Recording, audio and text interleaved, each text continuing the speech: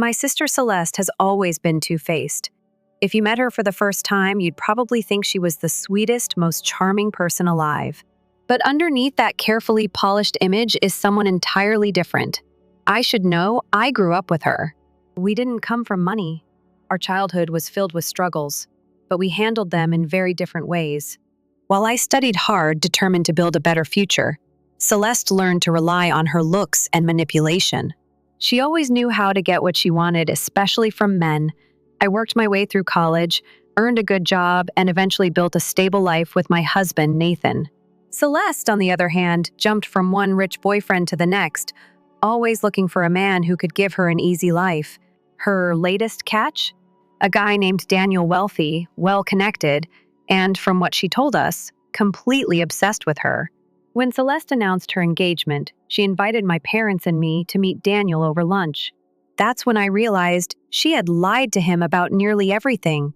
She made it sound like we came from an upper-class background, told him she had never been in a serious relationship before, and conveniently left out all the men who had previously funded her lifestyle. I was disgusted but kept my mouth shut. If she wanted to trap herself in a web of lies, that was her problem. The engagement party was lavish, held at a grand venue with expensive decorations and a carefully curated guest list. Nathan and I arrived expecting a normal evening with family, but the moment Celeste saw us, her expression shifted. She quickly intercepted us before we could reach our parents. "You'll be sitting over there," she said, pointing to a small table tucked in the far corner of the hall. I frowned. "Why?" "Our parents are over there." I gestured to a table much closer to the center of the event. Celeste rolled her eyes. "It's just better this way. Daniel's family is here and I need to make a good impression. They're not used to being around, people who don't come from money." I felt my stomach drop. She was ashamed of us. Or rather, she was ashamed of the fact that we weren't dripping in wealth like her fiancé's family.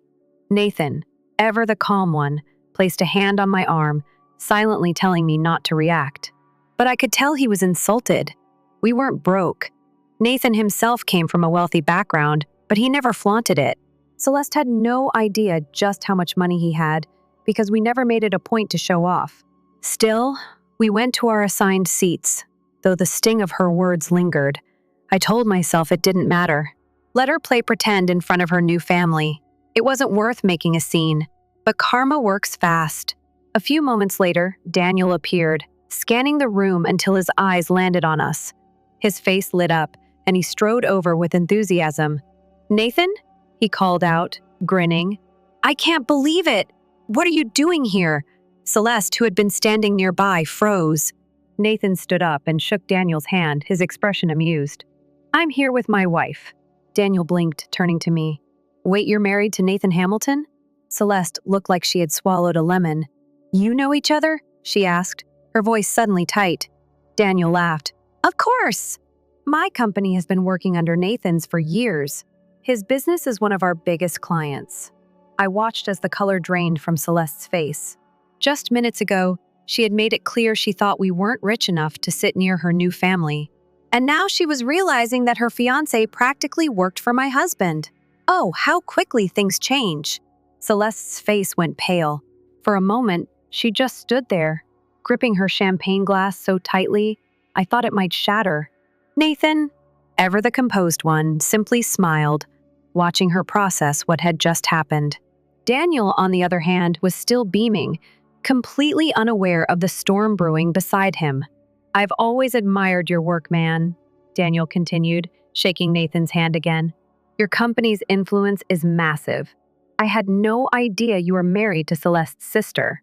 What a small world." Celeste's mouth opened and closed like a fish gasping for air. Her entire scheme, whatever it was crumbling right in front of her. The very people she had tried to humiliate turned out to be more powerful than she'd ever imagined. But of course, she wasn't the type to admit defeat so easily. She forced a laugh, though it came out shaky. "Oh, wow, I didn't realize you two knew each other so well," she said, her voice an octave too high. "What a funny coincidence!" Nathan raised an eyebrow, clearly amused. "Yeah, funny." Daniel, oblivious to the tension, gestured toward the main tables. "Why are you guys sitting all the way back here? Come on, let's move you closer to us." Celeste stiffened. Oh, no, that's not necessary, I insist. Daniel cut her off. Without waiting for her approval, he turned to a waiter and asked for our table to be moved. Within minutes, our seats were right next to the most important guests at the party. Celeste looked like she wanted to crawl under a table and die. I, on the other hand, was enjoying every second of it. Nathan leaned in and whispered, "Should we be nice and let this go, or should we have some fun with it?" I smirked. "Oh, we're definitely having fun with this." Once we were seated, Daniel introduced us to his family. They were surprisingly warm, especially his parents, who immediately struck up a conversation with Nathan about business. Celeste, meanwhile, was sitting rigidly, barely speaking. I could see the gears in her head turning as she tried to salvage whatever image she had built. I decided to push her a little further. "So, Celeste," I said sweetly, turning to her, "since Daniel and Nathan work so closely together, I'm curious, why didn't you ever mention it?" Nathan barely contained his chuckle. Daniel turned to her as well, interested. "Yeah, babe, why didn't you say anything?" Celeste's jaw clenched, but she forced another smile. "I guess it just never came up." I tilted my head. "That's weird. You were so detailed about every other part of your relationship. I mean, you told me all about Daniel's house, his car, his—" I pretended to catch myself. "Oh, but I guess his business connections just slipped your mind?" Nathan let out a small cough to cover his laugh. Celeste shot me a look that could kill. But before she could say anything, Daniel jumped in, completely unaware of the war happening between us. "Well, I'm just glad we're all family now," he said happily, placing an arm around Celeste. "This is going to be great." She looked like she wanted to strangle him. Nathan leaned back in his chair, watching her squirm. He wasn't usually one for drama, but I could tell he was thoroughly entertained. As the evening went on, I noticed Celeste was barely eating. She just kept drinking, her face tight with frustration. At one point, she excused herself and practically ran toward the restroom. Nathan leaned in. "How much do you want to bet she's about to have a meltdown in there?" I grinned. "Oh, I'd bet my entire salary on it." Daniel must have noticed too, because after a few minutes, he went to check on her. We continued chatting with his parents, who were surprisingly down to earth despite their wealth. They adored Nathan and kept complimenting him on his business sense. At one point, Daniel's mother turned to me. "You're very lucky," she said warmly. "Your husband is incredibly humble despite his success." I smiled. "I know. That's one of the reasons I fell for him." Out of the corner of my eye, I saw Celeste reappear, dragging Daniel by the arm. She was fuming, her eyes locked onto me with pure rage. "Oh, here we go. Can I talk to you for a second?" She hissed, barely keeping her voice down. I sighed dramatically and stood up, following her to a more private corner of the venue. The second we were alone, she exploded. "What the hell do you think you're doing?" she snapped. I crossed my arms. Sitting at the table my husband was invited to? Her eyes burned with fury. "You're ruining everything! Do you have any idea how hard I worked to impress these people? And now you and Nathan are making me look like a complete idiot!" I raised an eyebrow. "We're making you look like an idiot? Celeste, you did that all on your own." She let out a frustrated groan. "You don't get it. Daniel was supposed to see me as his perfect, classy fiancé, not some girl from a broke family. Now he knows I lied, and he's going to start asking questions." I shrugged. "Sounds like a you problem." She looked like she was about to scream. "This was my one chance," she said through clenched teeth. "My one chance to finally have the life I deserve. And you're wrecking it." I rolled my eyes. "You mean the life you lied to get?" She glared at me. "You don't understand what it's like to struggle." That made me laugh. "Are you serious? We grew up in the same house, Celeste. I know exactly what struggle looks like. The difference is, I worked my way out of it. You just jumped from rich guy to rich guy, hoping someone would fix your life for you." She was shaking now, her hands clenched into fists. "If Daniel finds out everything, he's going to leave me." I gave her a pointed look. "Then maybe he should." She gasped like I had physically slapped her. Before she could respond, Daniel walked over, looking confused. "Everything okay?" Celeste turned to him so fast, I thought she might get whiplash. "Yes! Just a little sisterly chat." Daniel glanced between us but didn't push. "All right, well, let's get back." My parents really like Nathan. Celeste looked like she might pass out. As we walked back to our seats, I could see her panicking, trying to figure out how to salvage the night. But deep down, I knew this was just the beginning of her downfall. And honestly, I couldn't wait to watch it happen. Celeste looked like she was holding on by a thread. Her perfectly curated world was slipping through her fingers, and she knew it. The rest of the evening was unbearable for her, but absolutely entertaining for me. Every time Daniel's parents complimented Nathan, every time Daniel himself excitedly talked about their work connection, I could see the panic in Celeste's eyes. She barely spoke, just sat there, swirling her wine, probably running through 100 different ways to fix this mess. Nathan, of course, was having the time of his life. He didn't even have to say much, just watching Celeste unravel was enough. When the night finally wrapped up, Celeste barely muttered a goodbye before dragging Daniel out of the venue.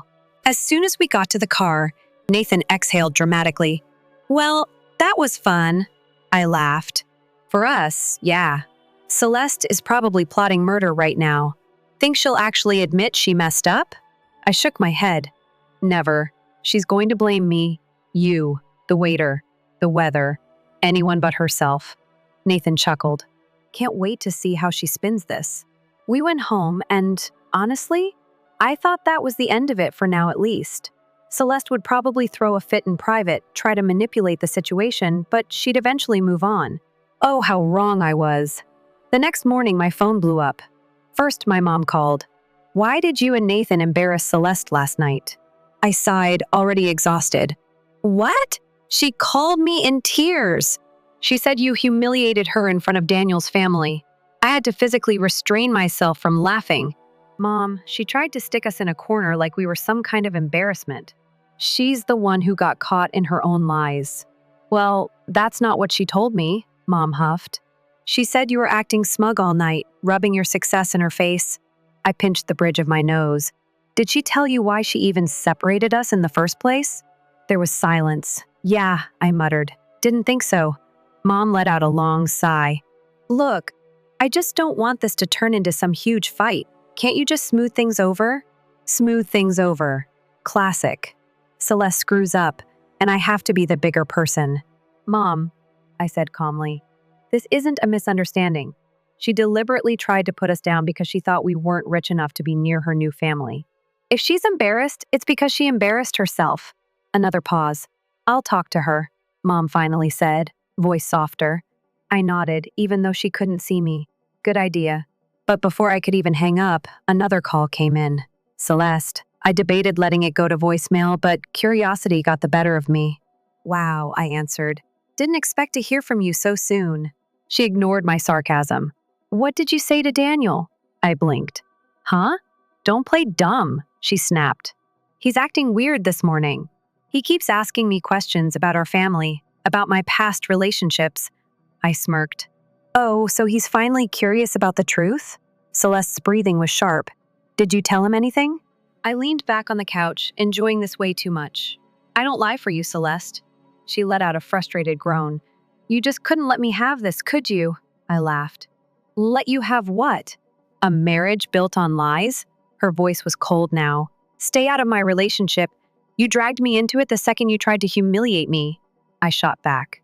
She hung up. Nathan walked into the room, sipping his coffee. Let me guess. That was Celeste? Oh yeah, I nodded.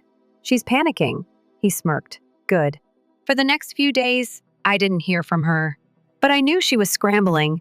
Then 2 nights later, something unexpected happened. Daniel called Nathan. I wasn't even listening at first. But then I noticed Nathan's expression shift. His easygoing smile faded, replaced by something more serious. Yeah, man, Nathan said into the phone. I get it. No, you're not overreacting. If I were you, I'd want to know the truth too. I straightened up. Oh, this was about to get interesting. Nathan glanced at me, then put Daniel on speaker. I just don't know what to believe, Daniel admitted. Celeste told me she had a simple, quiet past, but now I'm hearing all these little things that don't add up. I feel like I don't even know who I'm engaged to. I spoke up. What exactly is she telling you? Daniel sighed. That you're jealous. That you're trying to ruin things because you hate seeing her happy. Nathan let out a short laugh. Yeah, that doesn't sound like my wife at all. Daniel hesitated. Can I come over? Just to talk? I exchanged a look with Nathan. Sure, I said. Come over tomorrow. The second we hung up, Nathan raised an eyebrow. You gonna tell him everything? I nodded. Every last detail. Nathan whistled. Well, that engagement's not lasting much longer. The next evening, Daniel showed up at our house. He looked exhausted.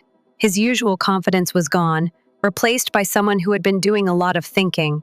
I appreciate this, he said, sitting down. I just need to know the truth. I took a deep breath. All right, here it is. I didn't hold back. I told him everything, how Celeste had always used men for money, how she had never actually worked a day in her life, how she'd lied about our family's background, and how she had a history of jumping ship. The second things got tough. I didn't exaggerate. I didn't twist anything. Just the facts. Daniel listened silently, nodding occasionally, his jaw tightening more and more as I spoke. When I finished, he exhaled and rubbed his face. She told me she was independent, he muttered. That she never relied on anyone, Nathan snorted. Yeah, that's not true. Daniel looked up at me. Do you think she actually loves me? I hesitated. Then I said, I think she loves what you can give her. His eyes darkened. He didn't respond right away, just nodded slowly. After a long silence, he finally said, I need to think. And with that, he left. Nathan turned to me. Wanna bet on how long before he dumps her? I smirked. I give it a week. Turns out, I was wrong. It only took 3 days. 3 days. That's all it took. I was at home, enjoying a quiet evening with Nathan when my phone rang. Celeste. I let it ring. She called again and again. Then, a text came through. You ruined everything. I sighed, tossing my phone on the couch. Well, there it is. Nathan glanced up from his laptop. What happened? Celeste and Daniel are officially done. He smirked. That was fast. Before I could respond, my phone rang again. This time, it was my mom. I groaned. Let me guess she's already spun some ridiculous story about how I sabotaged her life. Nathan leaned back. $10 says she made herself the victim, I answered, and Mom's voice immediately came through, sharp and urgent. What did you do to your sister? I rolled my eyes. Nice to hear from you too, Mom. Don't start, she snapped. She's devastated. She said Daniel just dumped her out of nowhere. She was sobbing so hard she could barely talk. I scoffed. Out of nowhere? Try out of finally knowing the truth. Mom went quiet for a second. So, you did tell him something? Yeah, I told him the truth, Mom, I said, exasperated. That Celeste has lied to him about everything. That she only wanted him for his money. That she was literally trying to erase our family's entire history just to look good in front of his rich parents. Why would you do that? Mom snapped. I blinked. Are you serious? Mom sighed heavily, like I was the unreasonable one. You don't understand. She really loved him. No, Mom, I cut her off. She loved his status. She loved his bank account. If Daniel was broke, she wouldn't have given him the time of day. Silence. Then, quietly, you don't know that. I let out a dry laugh. Mom, come on. You know Celeste better than that. You've spent years making excuses for her, but deep down, you know I'm right. Another long pause. Then a reluctant sigh. I just didn't want it to end like this. I softened slightly. Me neither. But she did this to herself. After a few more exchanged words, Mom finally hung up, clearly exhausted. I turned to Nathan. She's still in denial. He shrugged. Not your problem, I nodded, but I had a feeling this wasn't over. And I was right, because an hour later, there was a loud banging on my front door. I froze. Nathan raised an eyebrow. Let me guess. I sighed. Yep. I opened the door, and there she was, Celeste, eyes red and swollen, looking like an absolute wreck. You ruined my life, she hissed. I crossed my arms. No, Celeste. You ruined your own life. I just refused to lie for you. She shoved past me, storming into my living room. Daniel left me. He said he can't be with someone who isn't honest. That he needs some time to think, but we all know what that means. He's gone. I shut the door and turned to face her. Okay. And what do you want me to do about it? She gaped at me. You can't be serious. Oh, I'm dead serious, I said. What exactly do you expect? For me to somehow fix the mess you created? She threw her hands in the air. You didn't have to tell him everything. You could have just stayed out of it. I scoffed. Stayed out of it? You dragged me into this when you tried to treat me like trash at your engagement party. You wanted me and Nathan shoved in a corner like we weren't good enough to be near your precious rich in-laws. You don't get to cry about it now that karma came knocking. She stared at me, breathing heavily. You have no idea how much I needed this. I narrowed my eyes. You needed him, not love, not a partnership, just the lifestyle he could give you. She swallowed hard. Is that so wrong? I felt a wave of exhaustion wash over me. Celeste, yes, it is. For the first time, she looked uncertain. Like maybe, just maybe, she was realizing how badly she had screwed up. But that flicker of self-awareness vanished as quickly as it came. Fine, she spat. You're happy now, right? You got what you wanted. I shook my head. No. What I wanted was for you to grow up. But I see that's never going to happen. Nathan stood from the couch. All right.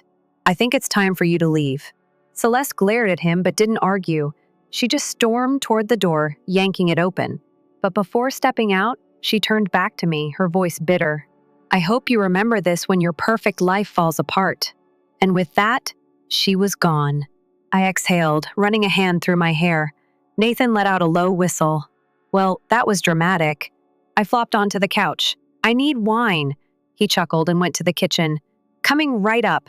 For the next few days, things were quiet. No more calls. No more texts. It seemed like Celeste had finally accepted defeat. But then, one evening, Nathan got a message from Daniel. I leaned over his shoulder, reading it. Hey man, just wanted to say thanks for being honest with me. I've been thinking a lot. I feel like an idiot for believing everything. Celeste told me. I just wanted to ask, do you think she'll ever change? I sighed. Should I answer that for you? Nathan smirked. I think he already knows. He texted back a simple response. People don't change unless they want to. And Celeste? She doesn't want to. Daniel read it but didn't reply. I felt a pang of sympathy for him. He was a good guy. He didn't deserve this mess. But at the same time, I knew he was better off. As for Celeste, she had burned too many bridges. And now, for the first time in her life, she was completely, utterly alone. And maybe, just maybe, that was exactly what she needed to finally learn her lesson. The silence was nice while it lasted. For a few days after Celeste's meltdown at my house, things were eerily quiet.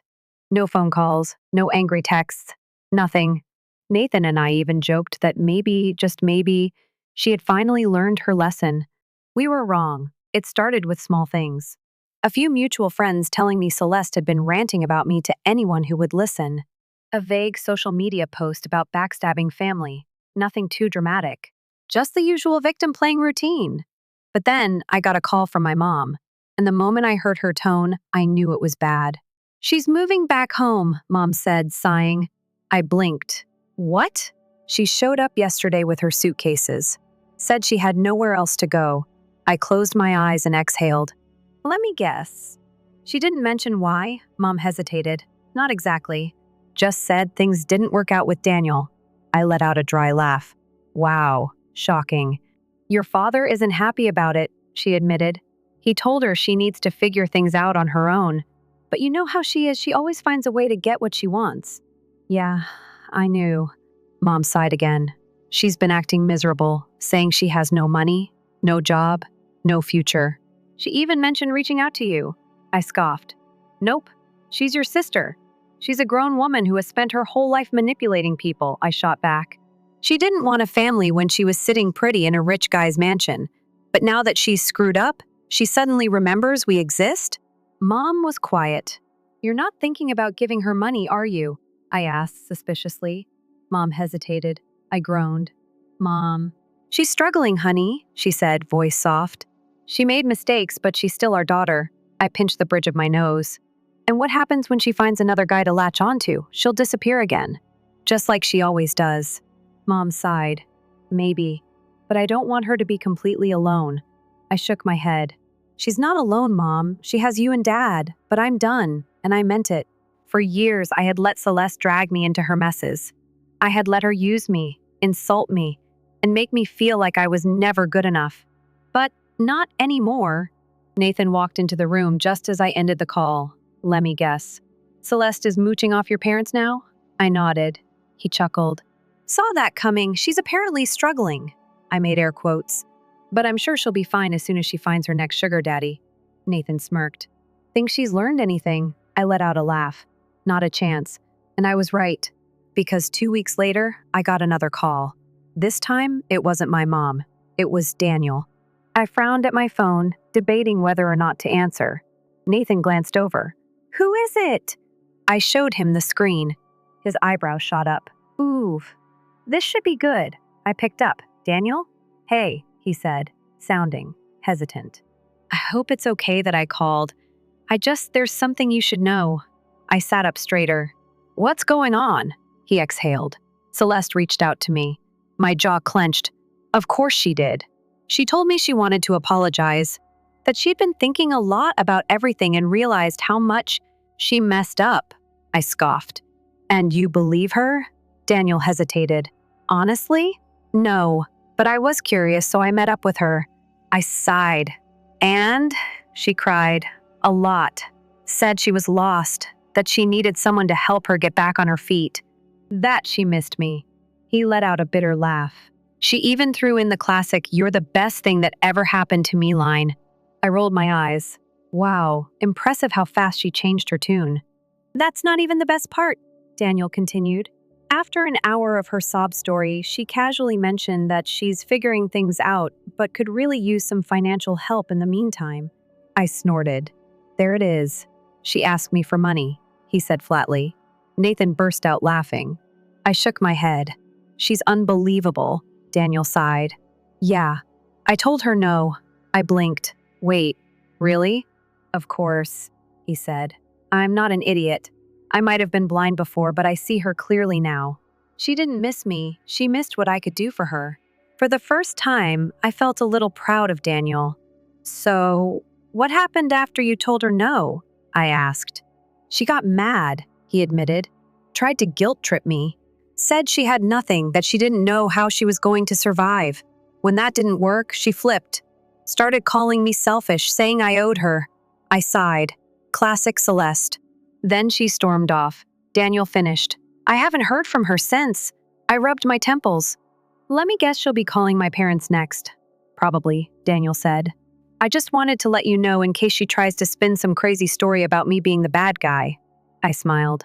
I appreciate that. But don't worry, I know exactly who she is. Daniel was quiet for a second. Then, I just feel stupid for ever believing her. I softened. Don't. You're not the first person she fooled.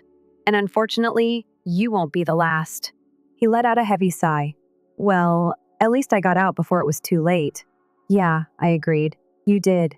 We said our goodbyes, and when I hung up, Nathan was grinning at me. Well, that was satisfying, he said. I laughed. Right? I think Daniel finally grew a backbone. Nathan stretched. So, what do you think Celeste's next move is? I shrugged. If history repeats itself, she'll probably disappear for a while, find another rich guy, and act like none of this ever happened. Nathan nodded. And if she doesn't? I thought about it. About how, for the first time, Celeste was truly out of options.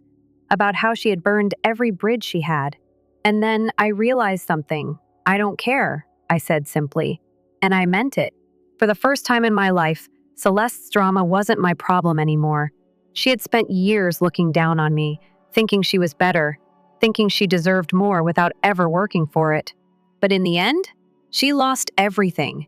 And me? I was finally free. Weeks passed, and for the first time in years, my life felt peaceful. No more dramatic phone calls, no more exhausting manipulation. No more Celeste. I wasn't naive, I knew she wasn't going to change overnight. But at least, she was no longer my problem. Nathan and I went back to our usual routine, enjoying the calm that came with cutting toxic people out of our lives. But as expected, Celeste wasn't done stirring up chaos. Mom called me one evening, voice weary. She left. I frowned. Left? What do you mean? She packed her things and just disappeared. I sat up straighter. Did she say where she was going? No. Mom sighed. She barely spoke to us. just said she needed a fresh start. I wasn't surprised. It was classic Celeste run away from the mess she made and start over somewhere new. Is Dad upset? I asked. He's relieved, honestly, Mom admitted. He said she needed to figure things out on her own. For once, I agreed with him. Mom hesitated. Do you think she'll be okay? I exhaled. I think Celeste always finds a way to survive. And that was the truth. She had spent her entire life using people to get what she wanted. She might be down now, but I had no doubt she'd find another way to climb back up, just like she always did. The difference this time? I wasn't going to be there to catch her when she fell again. Months passed without a word from Celeste. Daniel moved on, focusing on his career. Last I heard, he was dating someone new, a woman who actually cared about him for who he was, not what he had. Nathan and I were doing better than ever, free from the negativity Celeste always brought into our lives. And then, one day, completely out of the blue, I got a message from Celeste. I stared at my phone, half tempted to ignore it, but curiosity got the better of me. I opened it. It was short, simple. Hey, I know I don't deserve it, but I miss you. I stared at the words, reading them over and over. Nathan peeked over my shoulder. Well, that's unexpected. I let out a slow breath. Yeah, I didn't know what she wanted. Maybe she was genuinely trying to make amends. Or maybe, like always, she was just looking for another way back into my life. Either way, I wasn't rushing to respond. For once, the choice was mine. And that felt good. Story 2. Whilst on a family holiday, in order to give my brother the bed, my parents instructed me to sleep on the couch. That's funny because I reserved the penthouse apartment, I remarked with a chuckle.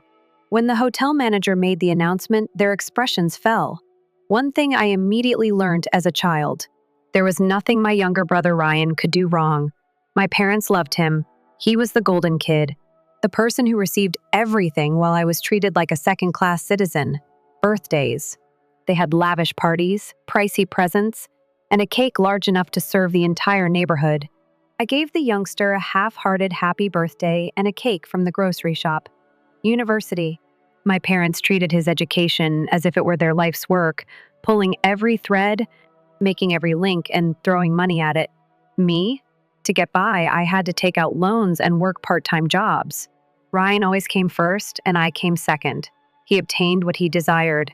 I was forced to struggle for scraps if I wanted anything.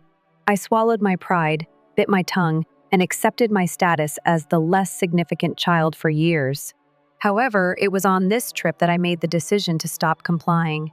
The plan was to take the family to New York City for a vacation. The planning was done by my parents. Naturally, this meant that Ryan's needs came first. He had complete control over the restaurants, events, and everything else. To be honest, I wouldn't have gone if I hadn't heard my parents conversing one evening, and I was hardly even consulted. According to my mother, we don't have enough to reserve the suite. After that, we'll just place him on the couch. Without even mentioning my name, my dad answered, Ryan requires a comfortable bed. Something inside of me suddenly exploded at that point. My age was 27. For the first time in my life, I had a reliable work, a healthy salary, and the ability to alter the course of events. So I did. We all showed up at the hotel on the day of the excursion. Located in the center of Manhattan, it was a magnificent 5-star establishment. If it weren't for Ryan's exacting criteria, my parents would never have reserved such a location. My mother added, We have a reservation under Taylor, as she nonchalantly gave the receptionist her credit card as we stood at the check-in counter. After a moment of typing, the receptionist scowled. Under that name, I don't find a reservation. The smile on my mother's face wavered. That isn't feasible. Weeks ago, I reserved the executive suite. The receptionist gave a head shake. I apologize, but there aren't any reservations in your name. I grinned as I leaned forward. I made the reservation, which is why. My father's head jerked in my direction. What? I took out my phone, flipped the screen in their direction, and displayed the email confirmation. Indeed. I decided to take care of the booking myself after hearing you people decide that I would be sleeping on a sofa like an unwelcome visitor. Quiet. The receptionist then grinned. Indeed, sir, we do have a reservation in your name. You are in the penthouse suite as well. My mom's mouth fell open. My dad blinked as if he was having trouble understanding what was being said. And Ryan. Oh, Ryan seemed enraged. The penthouse. My mother stumbled. I gave a nod. Yes. As it happens, I earn a respectable living, so I reasoned that I may as well be comfortable if I was going on this vacation. The receptionist went on. The penthouse apartment has a private balcony overlooking Central Park, a master bedroom, a guest bedroom, and a full living space. My parents glanced at one another, then at me, and finally at Ryan, who appeared to be on the verge of a full-blown outburst. You're kidding. At last, my father said. I folded my arms. Not at all. I also get the master because I reserved the room. Where you wish to sleep is up to you two. Ryan frowned. You're not serious, I answered. Enjoying this much too much? Oh, I'm very serious. My mother made an effort to take charge. I chuckled and said, all right, we'll just put an extra bed in the master and Ryan can. Oh, that's adorable. I don't have anyone sharing my bed. The king-sized master bedroom is all mine, but you guys are welcome to use the second bedroom and bring out the couch if you'd like. For the first time in my life, the realization became clear to me. I was in charge. They were unable to stop me from making the choices. However, this was only the start. I was in charge for the first time in my life.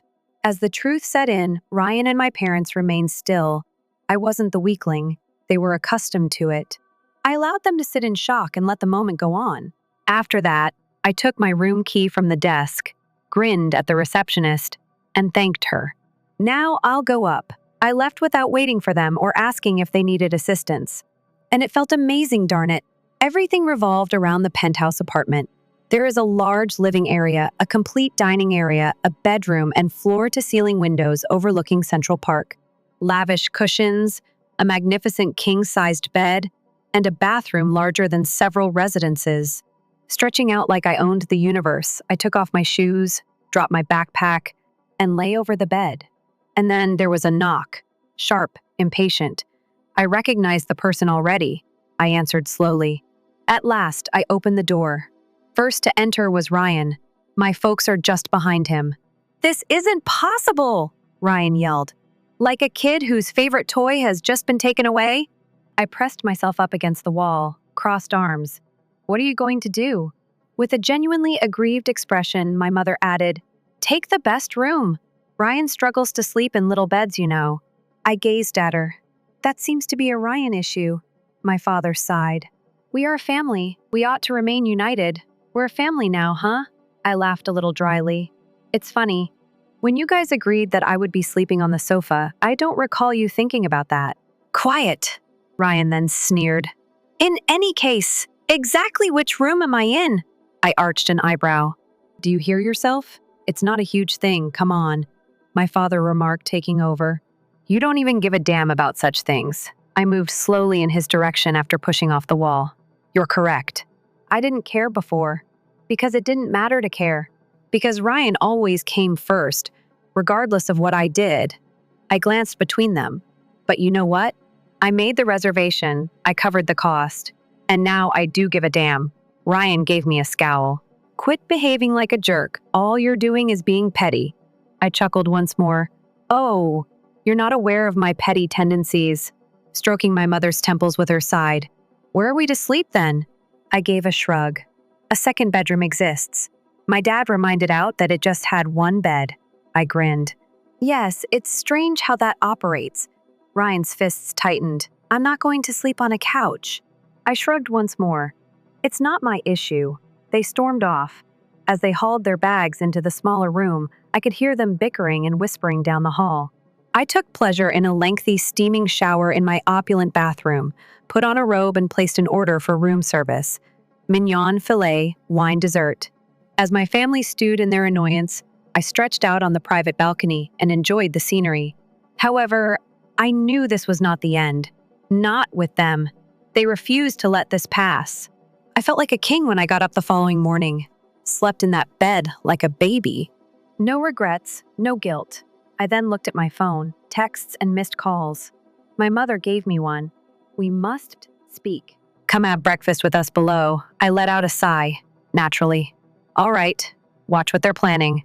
They were already seated, a big spread in front of them when I arrived at the hotel restaurant. Fruit, eggs, and pastries. The process. Good morning. Sitting down? I said. My father cleared his throat. Let's go right to the point. I arched an eyebrow. Proceed. Mom bent over. We believe that reserving a larger suite that suits everyone would be ideal. It was there. The deception. Do you mean anything that Ryan finds effective? Flatly, I replied. She disregarded that. We can upgrade if we pool our funds.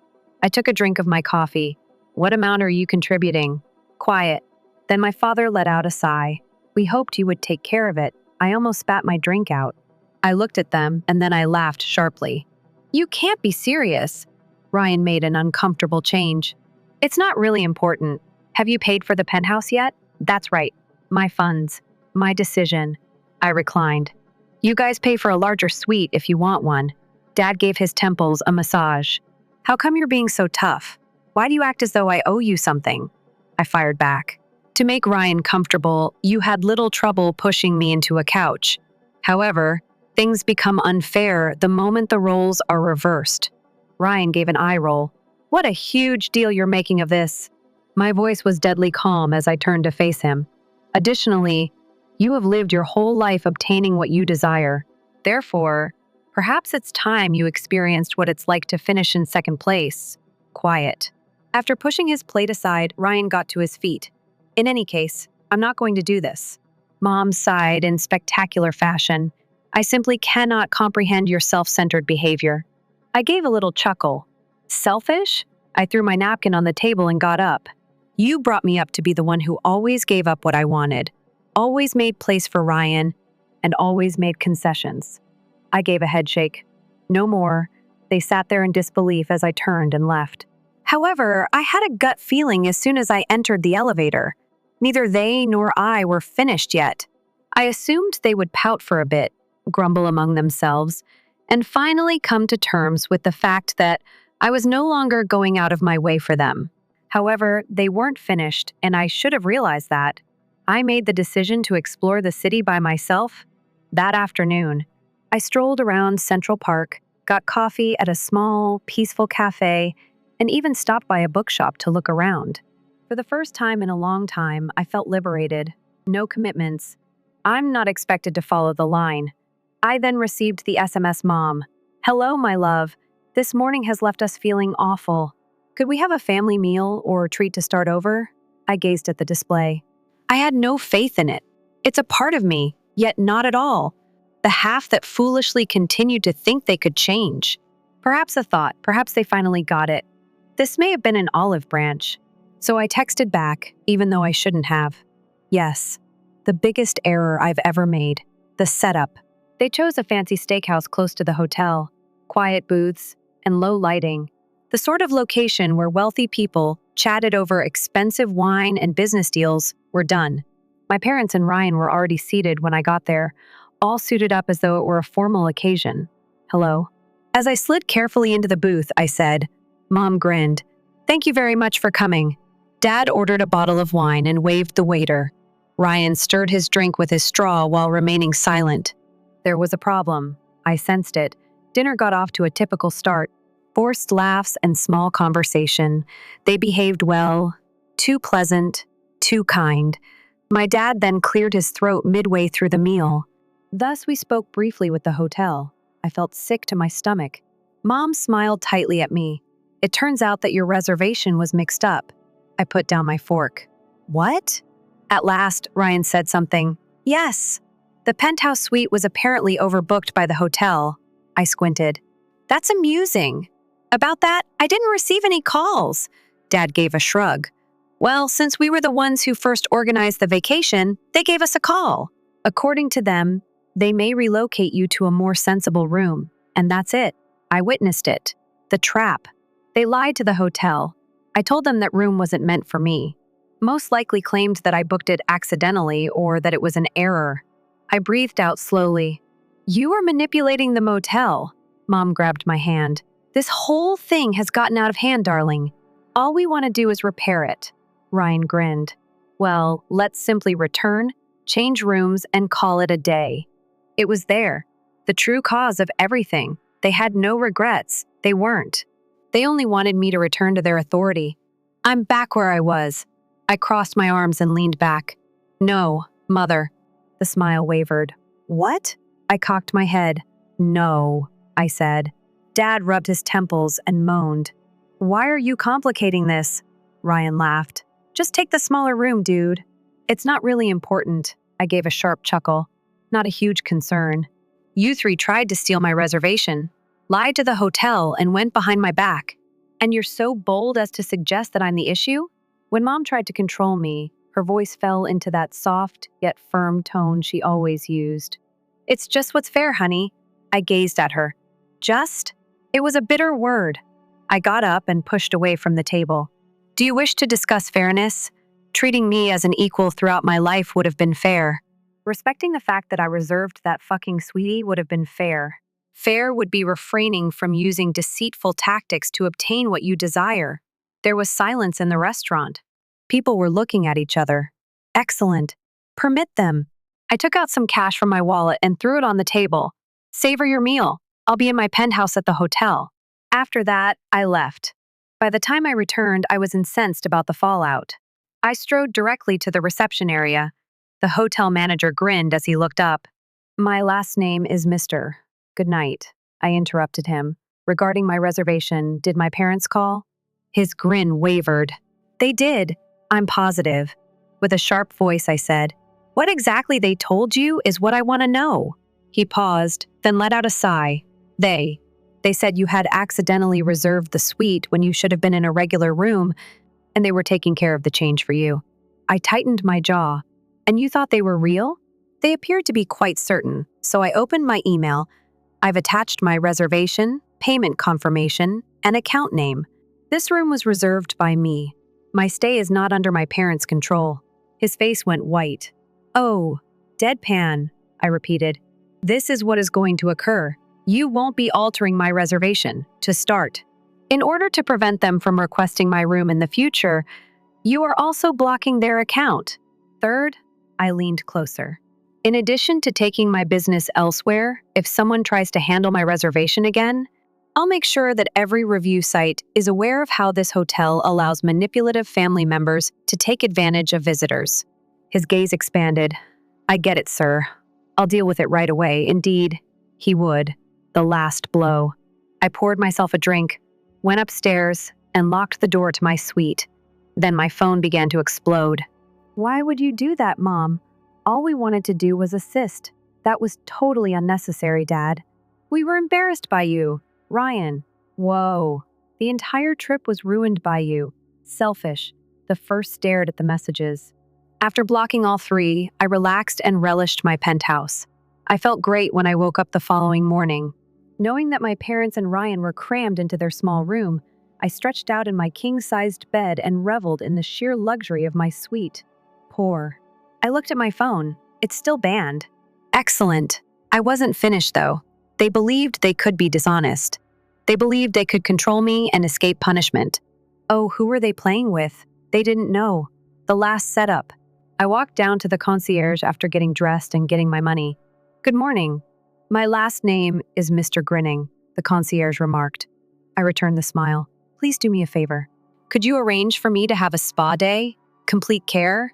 Facial and massage? The process. Additionally, is it possible to charge it to my parents' room? The concierge paused. I would need to verify whether I managed to slide a clean $100 note over the counter. She accepted it. Naturally, sir, following my completely reimbursed spa treatment. Thank you, parents. I selected a few mementos from the hotel's upscale shop. A silk tie I didn't need, an absurdly expensive leather wallet, and a fancy watch. Everyone rushed to their room. They needed to experience what it felt like to be exploited. The icing on the cake that night. I dialed the front desk. Hello, I would want to arrange for my parents to have a romantic meal in their room. The receptionist became more cheerful. That sounds very beautiful. We can offer rose petals, candles, and champagne. Excellent. Are you able to accommodate 2 people? She paused. Just 2. I smiled. Indeed. 2. There's no need to mention my brother. She stopped, then burst out laughing. I get it. My mother texted me an hour later. Why is our room hosting a romantic supper, Mom? Where's Ryan's dinner? I grinned as I took a drink of my wine. I apologize. You usually prioritize Ryan, so I figured you'd like some alone time with him. No answer. The hotel manager then called my last name, Mr. At the front desk, your parents are requesting an explanation for the charges made to their room. I smiled. I hope they like their snacks, you tell them. Oh, and confirm that the charges cannot be reversed. They did tell you that they were taking care of my room problem, after all. Quiet. The manager then chuckled. I'll see to that, sir. The tipping point.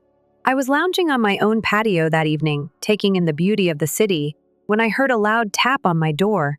I recognized the person. I answered slowly. At last, I opened the door. My parents were standing there, furious. Ryan hung sullenly behind them. Do you believe you're accomplishing something? My father lost his temper.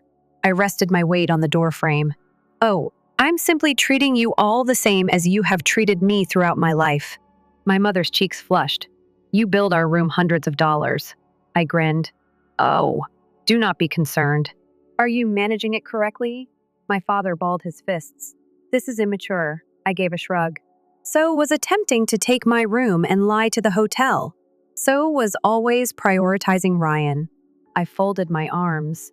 You understand how it feels now, Ryan whispered. This is crazy. I gave him a direct look. Do you believe this to be crazy? Imagine being the child who consistently came in second. Imagine being left with nothing while your sibling is given everything. I inhaled deeply. This mess was created by you folks. All I'm doing is making sure you move in at last. Unable to speak, they stood there. After that, I grinned, took a step back, and began to close the door.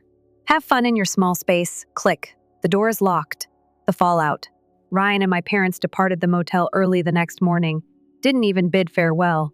I didn't get disturbed at all during my entire trip. The hotel manager smiled at me as I checked out. When your parents left, they appeared to be quite upset. I grinned. Excellent. I then gave him another gratuity to ensure that no one ever touched my room. One last thing. I haven't spoken to Ryan or my parents in months. The quietest I've ever been. What's the best part? The luxury timepiece is still with me. I forced them to purchase me. And I always grin when I wear it. Because I won for the very first time. Story 3, I was summoned to a meeting with HR Kira by my manager. After 15 years, we're restructuring your position, she announced smugly. By Friday, tidy your desk? I smiled nicely and added, I entirely understand. They didn't know Monday would be enjoyable. Kira, we were reorganizing your role after you worked for TechVantage for 15 years. With a barely disguised note of satisfaction in her voice, Marjorie Thompson made the announcement.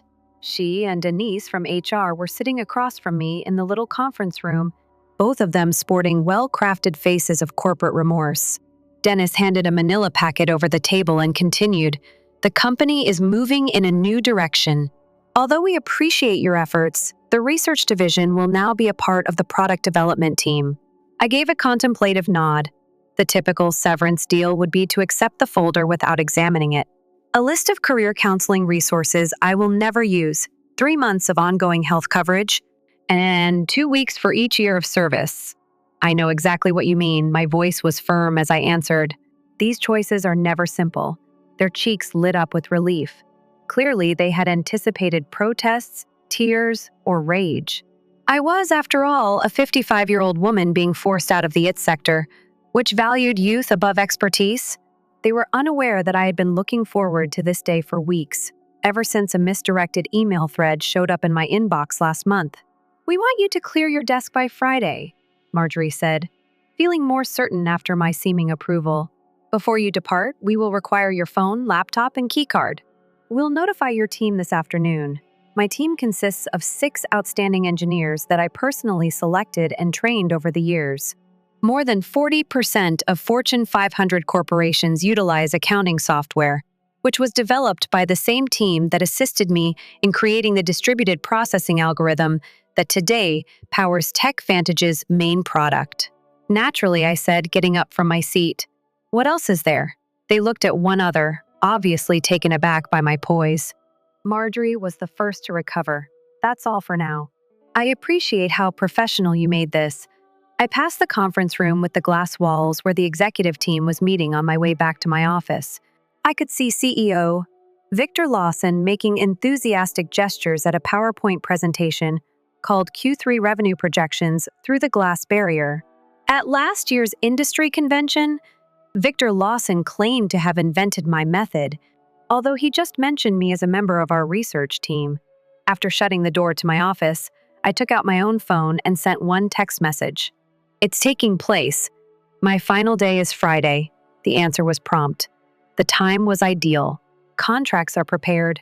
We'll settle the specifics over dinner tonight. I glanced at the calendar on my desk and grinned. It was Wednesday today. Friday. Monday would be interesting, and I would say goodbye to Tech Vantage for good. Gregory Sullivan, the CEO of Precision Systems Tech, Vantage's biggest rival, and I met him that evening at Meridian, a classy eatery not far from Tech Vantage's offices. Greg understood the need of prudence. In the back, he had secured a secluded dining nook that was protected by tasteful Japanese screens from prying eyes. After we gave the order, Greg shook his head and stated, "They really did it." I said, drinking my water, "I thought they might. But to cut the very person who developed their core technology?" Victor never understood what I actually created. He observed the underlying architecture, the user interface, and the marketing possibilities. To him, that was only technical information. The irony was nearly flawless. I found out 3 months ago that TechVantage's legal staff had never submitted a patent application for my distributed processing system. When I asked, they said it was an oversight. They had promised to take care of it right away, but something about their response felt strange, so I looked into the company's internal records. I discovered it at that point. An outline of the corporation's approach to claim the algorithm as a technology produced by the company without naming the creator. Prior to obtaining the patent, they intend to force me out. Being aware that the firm usually owned the intellectual property created by its workers, TechVantage was unaware that I had previously been utilizing my own tools and working on algorithmic improvements on my own time. My employment agreement did not cover such upgrades, which resulted in a 43% boost in processing efficiency. Last month, I discreetly submitted a patent application under my own name, complete with development logs and timestamps that amply demonstrated the work was done outside of business hours. Thanks to Greg's referral to a premier IP lawyer, the patent was awarded very quickly. Greg added, "All the paperwork is finalized," and he moved a packet across the table. "Precision Systems formally obtains exclusive license rights to your invention as soon as you sign. You are announced as our new Chief Innovation Officer in a press release that is sent out Monday morning." Even though I had previously committed the important concepts to memory, I carefully went over the paperwork. A considerable financial stake in Precision Systems, a 7-figure signing bonus, and continuous royalties from all products that use my method. When Victor learns what has transpired, how do you think his face will appear? Unable to conceal his delight at the possibility, Greg inquired. I said, "I'm more worried about my team. They have no right to be affected by the consequences." Greg nodded, having previously been spoken to.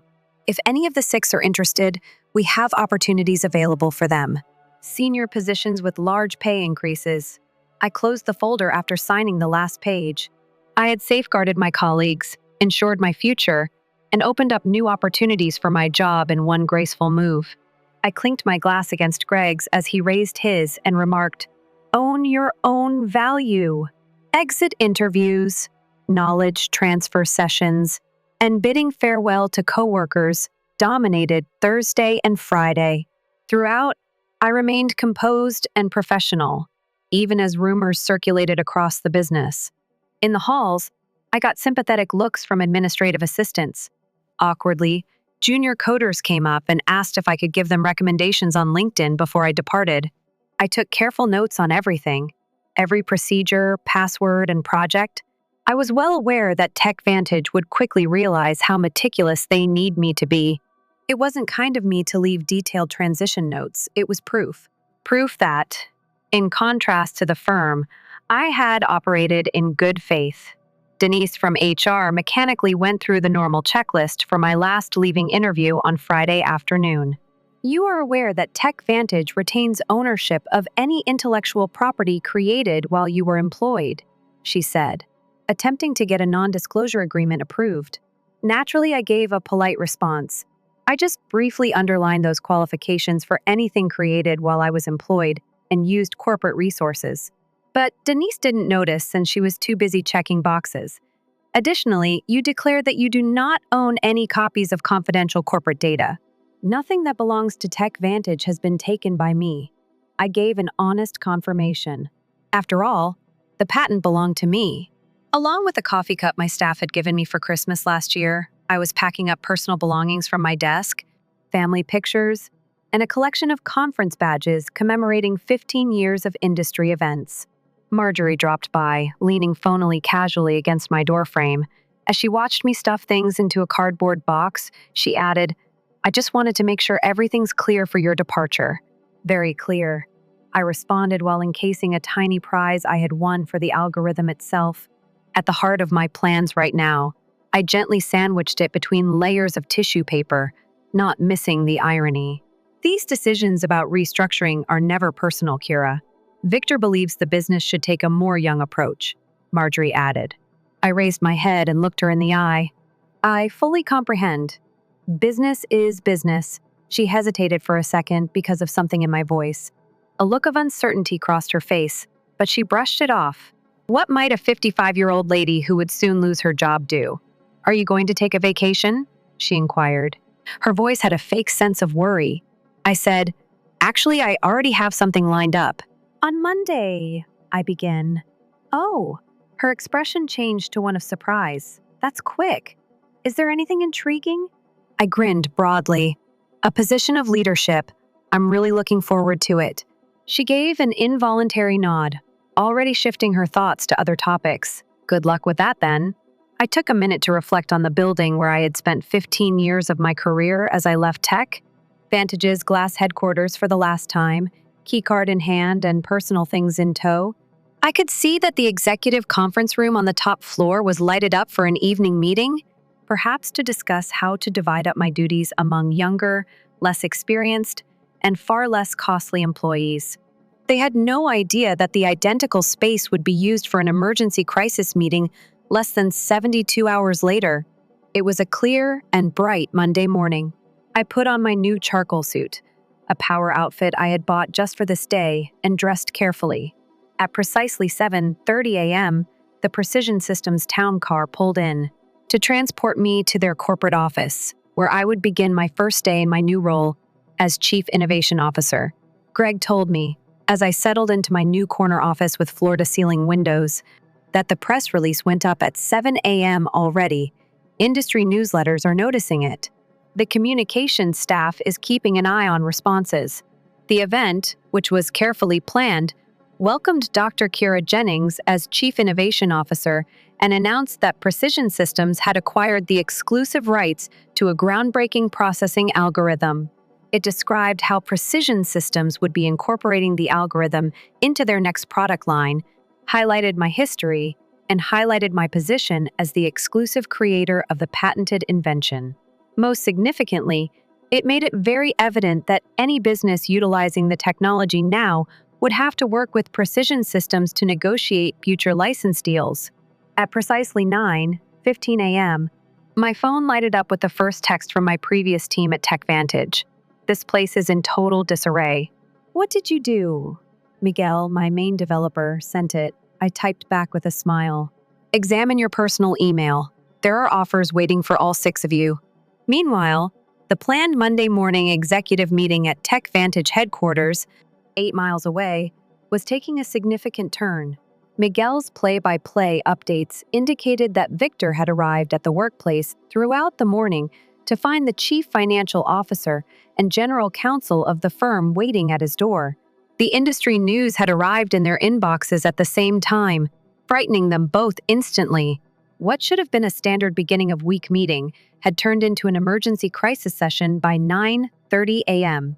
Members of the board were making distant calls. The legal team was feverishly going over the paperwork related to the algorithm's creation, as well as my employment contract. Miguel said that every file that has your name on it is being pulled. All of the research division's servers were just brought in for analysis by the IT team. I had a wonderful mental image of Victor pacing the conference room and asking Marjorie and the legal department to explain himself. The news would already be causing the stock to react. The news had generated a great deal of ambiguity, which investors detested. Victor personally sent me an email at 10:45 a.m. I could almost feel the anguish coming from my computer. There seems to be a miscommunication, Kira. Kindly give me a call as soon as possible to talk. Without replying, I sent it to the legal staff at Precision Systems. By midday, speculation was rife in the sector. Since the market opened, Precision Systems stock had increased by 12%, while TechVantage's had fallen 7%. I was asked to do interviews with 3 separate technology newspapers regarding the strategic coup that rocked the accounting software market. How do you feel? Greg inquired. I was getting comfortable in when I stopped by my workplace. I honestly responded, validated. After being taught I should be thankful for merely being seated at the table and witnessing others take credit for my work. For 15 years, I finally realized when my new executive assistant showed up at the door. The development team is waiting for you in the main meeting room, Dr. Jennings. She paused as well. In the past hour, the CEO of TechVantage has made 4 calls. Calmly, I said, please let him know I'm in meetings all day. Later this week, I'll ask our legal team to get in touch to go over licensing possibilities. My phone buzzed with another Miguel update as I was on my way to my first meeting as Chief Innovation Officer. The board recently called an emergency meeting. Victor seemed to be on the verge of blowing up. I'll take your offer if you can pass my team. When are we able to begin? By Tuesday morning, everyone at TechVantage, their flagship product account, was aware of the full effect of my leaving. Sphere had an advantage over rivals without the ability to license my patent, as it solely used my technique to process the enormous data volumes. They had to choose between negotiating with precise systems or rebuilding their fundamental technology from the ground up, which would require years of work and millions of dollars in development expenses. Both alternatives were equally undesirable. An all-hands meeting has been scheduled by Victor at 2:00 p.m. Miguel sent an SMS. He was leaving TechVantage on that day. Next Monday, he and the other members of my previous team would begin working at Precision Systems. There are rumors that they may attempt to sue you. I sent our legal department his mail, and they got back to me nearly right away. Give it a go. Your documentation is flawless. Timestamps, development logs, and personal equipment usage are all well defined. We are ready for this situation. In the meantime, I was adapting to my new position very well. In sharp contrast to my last years at TechVantage, I was treated with respect at Precision Systems. People genuinely listened to me when I talked in meetings.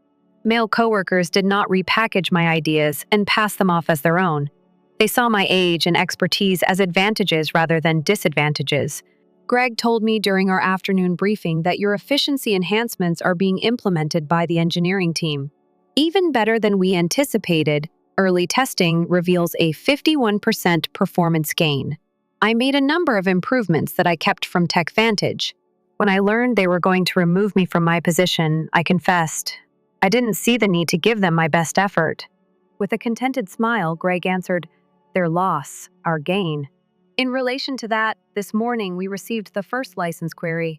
TechVantage hasn't yet. They continue to live in denial. However, they are concerned about getting caught in the crossfire from data flow systems.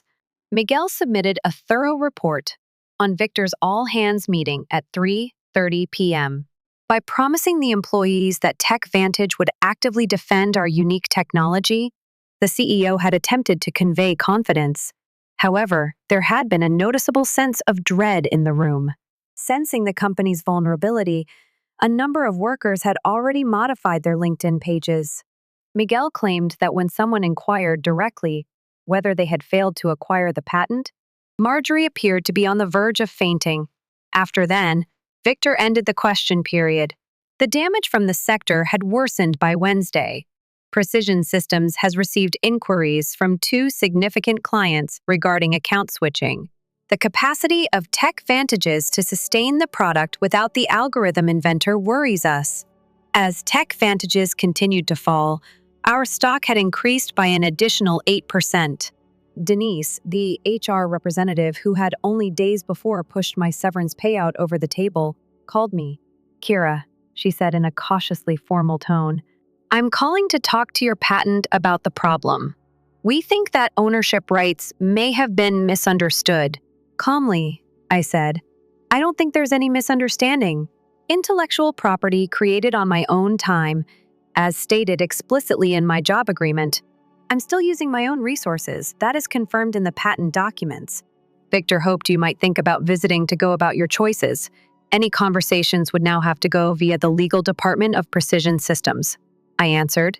They would undoubtedly be pleased to schedule a meeting to go over the conditions of the license. The other end's quiet spoke a lot.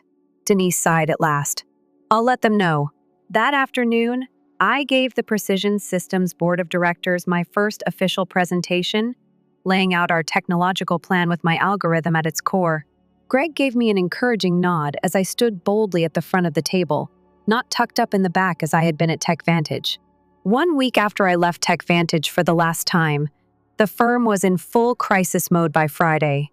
Major investors expressed alarm as their shares dropped 23% since Monday's opening bell. Speculative articles like "Can TechVantage survive the algorithm crisis?" were being published by industry analysts, and how, according to my connections in the sector, a single strategic error may cost a digital company everything. I found out that Victor had finally told the board how serious the issue was. TechAdvantage would have to either recreate Account Spiral without utilizing any of the technology protected by my patent, or license my algorithm from Precision Systems at astronomical prices that would destroy their profit margins. Interviews for a new development team have begun. During our Friday video call, Miguel told me about his impending move to Precision Systems. In 6 months, Victor says, they can replicate the capabilities. I couldn't contain my laughter. Even with my deep understanding of the issue space, it took me 3 years to perfect the initial algorithm. That's right, Miguel concurred. Particularly if your team concurrently issued their resignation letter, no one is trusting the chronology. The loss of information is enormous. His lawyers, TechVantage, eventually contacted Precision Systems that afternoon to have a conversation on possible licensing agreements. Our legal staff responded with conditions that were technically fair but strategically unpleasant, adhering to the plan we had devised. In addition to a public recognition of my position as the technology's creator, I received 3 times the typical industry licensing charge. More than the expense, they will object to the recognition. As we went over the answer in his office, Greg foresaw that Victor's pride would prevent him from acknowledging that he had forced away the guy who developed their fundamental technology. They will then need to reconstruct, I answered. Additionally, we increase our market share every day they attempt to duplicate my work. 10 days after my abrupt termination, on Monday morning, I presided over the first meeting of my newly formed innovation team, which comprised Miguel and the other 5 TechVantage engineers. As we plotted out the next generation of my algorithm, the room was charged with electricity. Anita, one of my old teammates, a TechVantage, observed that this is the proper way to conduct development sessions. We explained fundamental ideas to executives for half of our time, but they refused to listen. That's what separates being valued from being viewed as interchangeable, I said. Your skill is acknowledged here. My helper showed up at the door as we were finishing off the fruitful session. A big thing has happened with TechVantage, Dr. Jennings.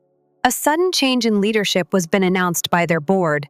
Victor Lawson is resigning with immediate effect. The word got out fast. The board of TechVantages had reportedly lost faith in Victor's leadership after the patent overlook that jeopardized the company's core product. According to industry newspapers within hours, the head of law, Marjorie Thompson, was also dismissed for improperly securing the patent. Richard Donovan, the recently hired interim CEO of Vantages, sent me an unexpected email that evening. This communication was direct and kind, unlike Victor's frantic one from the week before. Congratulations on your new role, Dr. Jennings. I was brought in to assist TechVantage in handling the current circumstance. A reasonable license agreement for your patented technology is something I would want to talk about. We're ready to officially recognize your accomplishments and make the necessary corrections for the mistakes made by the previous administration. Is it possible for us to meet next week? I added a little message and forwarded the email to Greg. Phase 1 was over and he responded promptly. Excellently done. The board is celebrating Precision Systems' first significant win. It appears like TechVantage is at last taking a costly lesson about appreciating entrepreneurs and innovation. I was sitting on the platform at the National Technology Innovation Conference, 3 months after leaving TechVantage, getting ready to give the keynote speech. Many of the technology journalists, industry executives, and aspiring developers in the crowd were already familiar with my narrative. With great pleasure, I now present our keynote speaker. The conference organizer made the announcement. The distributed processing algorithm developed by Dr.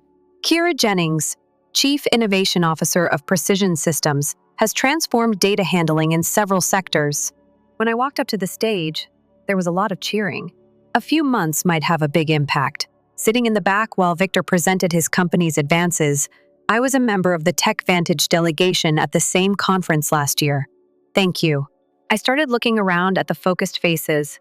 I want to discuss ownership, creativity, and the significance of appropriately appreciating intellectual contributions from all sources today. In addition to discussing the specifics of my algorithm's technical features, I also touched on the more general concerns of respect and recognition in the technological industry. I underlined the need of businesses safeguarding their innovators rather than viewing them as expendable assets, without specifically bringing up TechVantage. Later during the reception, a number of young female engineers came up to me to ask for guidance and support. Just about 31 of them confided, "Your narrative altered the way I record my job. On my own time, I began to keep thorough records of my growth process. Wise," I said. "Your inventions should be safeguarded."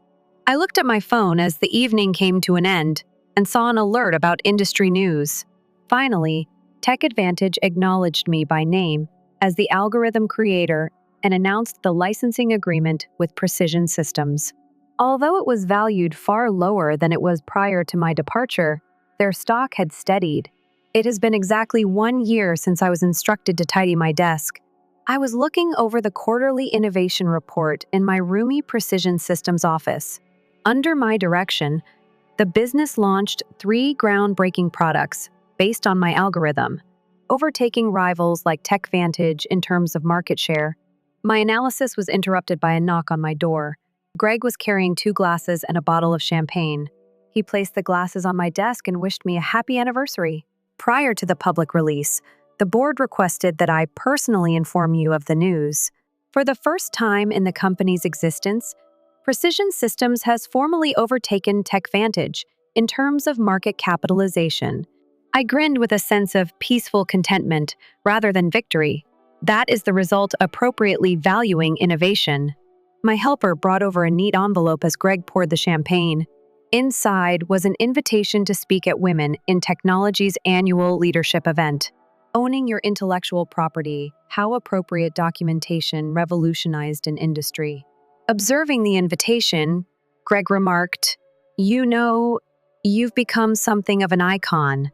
Corporate boardrooms now use the story of the CEO who didn't realize what she had until it was gone as a warning.